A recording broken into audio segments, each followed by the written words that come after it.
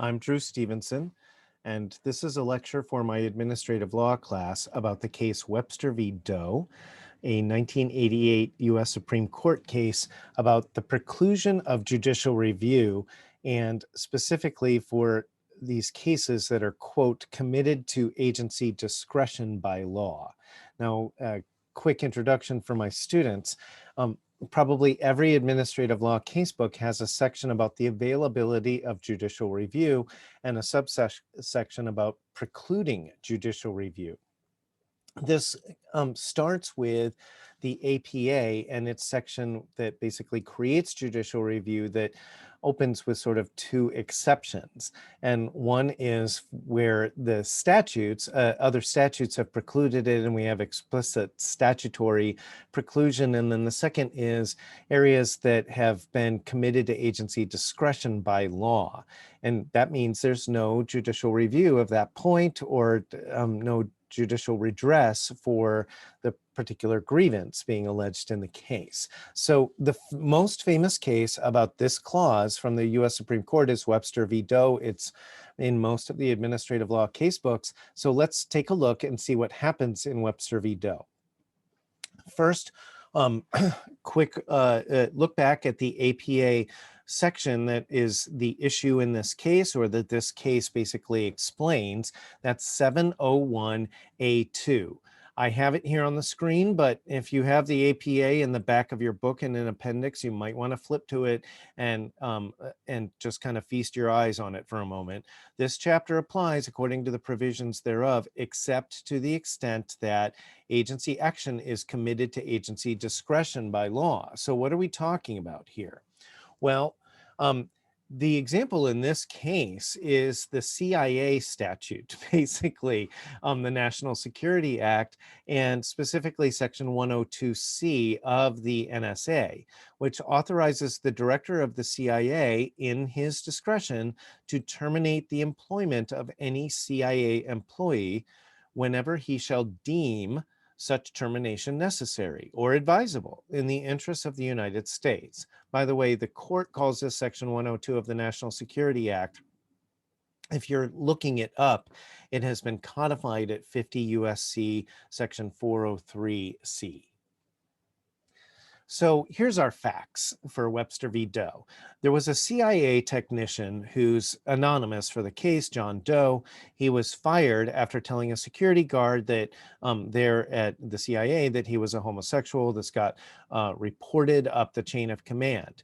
Now, our John Doe's performance reviews, he had been there for many years and had always been excellent or exemplary. He was a good worker.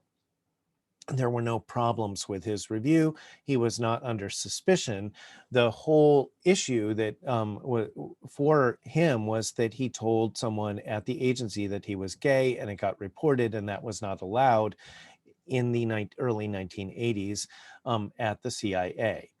Now, before he was finally terminated, he was first interrogated and, in kind of Hollywood terms, passed his polygraph test. In other words, his lie detector test seemed to validate his claim that he hadn't leaked any secrets to his lovers. Even so, the CIA told him that his homosexuality was considered a threat to national security, but didn't explain why. He was asked to resign and refused, so the agency then dismissed him. The director in this dismissal stated that he deemed it necessary and advisable in the interest of the United States to terminate Doe's employment with this agency pursuant to Section 102C of the National Security Act. In other words, he explicitly invoked the act and the deeming language. By the way, for my students, we sometimes call these deeming clauses when a statute says that an agency official gets to do something whenever they deem it necessary or advisable. So our John Doe sued, alleging violations of the APA, mostly that the action was arbitrary and capricious, and also of his constitutional rights to property, liberty, and privacy under the First, Fourth, Fifth, and Ninth Amendments, and of his right to procedural due process. That's supposed to remind you of those cases we study elsewhere in the course, Board of Regents v. Roth and Perry v. Sinderman, and of equal protection law of the laws under the Fifth Amendment. Well, skipping the lower court procedural history and kind of cutting to the fun part, which is the U.S. Supreme Court. The Supreme Court, the majority opinion is written by Justice Rehnquist, and there's really two parts to this holding in Webster v. Doe. The first is about the APA section 702A2, and the court says this is exactly what 702A2 is talking about. This falls under that APA exception and therefore precludes judicial review of the merits of the termination decision. In fact, they don't even get to evaluate it as under the arbitrary and capricious standard like they normally would. In other words, they're not going to get, the court does not get to like look at his history of performance reviews and the basis for the decision, and whether the allegations were true, and whether they don't get to analyze whether this was reasonable or anything. We preclude judicial review of the merits. But, and this is kind of what cut new ground in this case, the Supreme Court said the statute doesn't eliminate constitutional review by the court. And so there's something about this that should feel very like Marbury v. Madison for you. Now, remember, Marbury v. Madison from your con law class is about where the Supreme Court announced that obviously it gets to review whether enactments of the legislature comply with the Constitution. And here they're saying, the court is basically saying the legislature can't cut out the Supreme Court from reviewing the constitutionality of executive branch decisions. So constitutional claims are not precluded by APA 702A2. Make sure that you have both of these points as takeaways from this case, that APA 702A2 does apply to this deeming clause, and it commits it to the agency discretion by law, so we're not going to review that, but we still get to review the constitutional claims. Now, the first part of the holding discusses and defines committed to agency discretion by law as situations where the language and structure or purpose of the statute really provided no law or benchmark by which a court can compare the director's decision, as in this case. Now, for my students, if you're really paying attention, this should raise a little bit of a red flag about, wait a second, don't there have to be intelligible principles under the non-delegation doctrine? Didn't we talk about exactly this type of thing, like benchmarks for judicial review? Yes, but these are very specific things that are put in the statute that the court, we don't really get non-delegation issues brought up with, like the decision maybe to hire and fire an employee. There's a lot of emphasis on this opinion, this is my second point here, on the word deemed. And again, some professors call these deeming clauses in deciding whether that this is a matter of unreviewable discretion.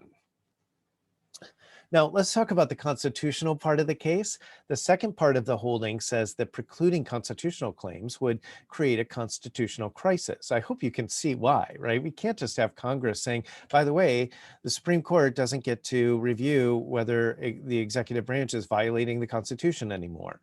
And at the least, if they're going to do that, they really need to spell it out. They can't just do it in some cryptic passing phrase that says the director of an agency gets to do whatever they deem necessary and advisable, and that somehow means that the Constitution, they're above the Constitution, right? So that would really create a problem if we interpreted it to mean Congress was doing that. And if Congress is doing that, they should go ahead and say, by the way, we think that the Constitution doesn't apply to this executive branch official for this type of decision, which of course would create a problem, but at the least we should have it spelled out.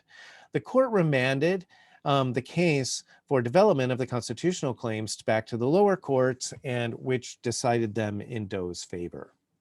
A quick note for my students, if you're really reading this case or you read some of the backstory, that can be a little bit confusing. We actually have two CIA directors that end up being a part of this case. The first is Director Casey, who was the director in the early 1980s and who actually fired Doe. Like he's the one who did the deeming in Webster v. Doe. But Webster, pictured on the right here, was actually director when the case starts moving up to the Supreme Court. And so his name ended up in the caption of the case, even though this wasn't about his decisions or his deeming. Okay, quick points about the concurrence and dissent. I'm just going to try to tell you what you really need to know. Justice O'Connor wrote a concurrence/dissent agreeing with the majority that the APA precludes judicial review of these cases, but says that should apply to constitutional review too. In other words, she thinks the court is trying to have their cake and eat it too, which it looks like they are, right? They're saying, oh, that's it. This is committed to agency discretion. So clearly judicial review is precluded, and now we're going to do judicial review anyways of the constitutional claims. And she's like, if it's precluded, preclusion is preclusion, no judicial review of anything. Now let's go to Scalia's dissent, which of course is long, scathing, and full of statements suggesting that this is the end of the world. But he makes a few clever points and then some not so clever points. First, he says that he thinks this no law to apply idea is a bad or dumb test because there's lots of cases of unreviewability or times where people can't have judicial redress that are based on things like separation of powers or not having a cognizable claim or something like that. And it's just going to create confusion to have this category of, well, there's no law to apply, and that's why we can't review the case. A more interesting historical argument that he brings up is that the APA verbiage about matters that were committed to agency discretion by law was actually incorporating by reference the common law tradition that predated the APA. It wasn't a lot, but there was some common law of administrative law, common law before the APA codified a lot of the rules. And so he says, and I actually think this is plausible, but he didn't win anyone over on the court to this point. He didn't win over a majority, I should say, that there was a common law and that the APA was, when it said committed to agency discretion by law, was not talking about statutes. The majority here says, no, this is about things committed to agency discretion by new enactments by Congress. And he thinks it can't mean that. In other words, he says it's illogical to say that a statute is unreviewable and reviewable at the same time. That's a point he shares with Justice O'Connor in her concurrence. If you don't get to review it, then you don't get to then turn around and say, but we're still reviewing it for the constitutional issues. Also, he brings up the point that this kind of merges A2 into A1. A1 is clearly talking about statutes that preclude judicial review. And so if A2 is talking about statutes that preclude judicial review by committing it to agency discretion, he says that kind of makes it redundant.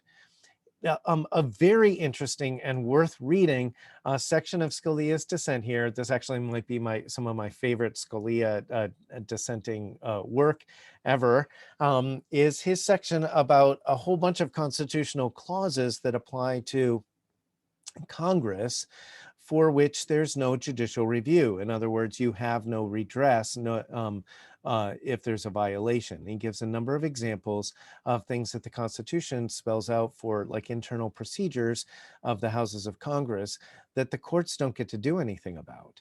And so he thinks that we have a whole category of unreviewable constitutional violations.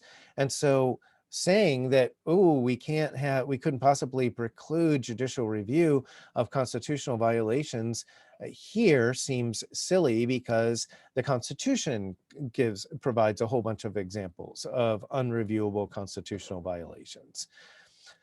He also kind of brings up a point that Justice Rehnquist had brought up in a much earlier case That's sort of the idea of what Congress giveth, Congress can taketh away. And he says we let Congress expand reviewability whenever it wants. In other words, Congress waives sovereign immunity or creates a cause of action where people can sue. And so that gives more cases to the courts that they have jurisdiction over. So if Congress can expand reviewability, why can't Congress restrict it? And that's an interesting question. Okay, that concludes what I'm going to say for now about Webster v. Doe, this famous case about precluding judicial review for matters that are committed to agency discretion by law.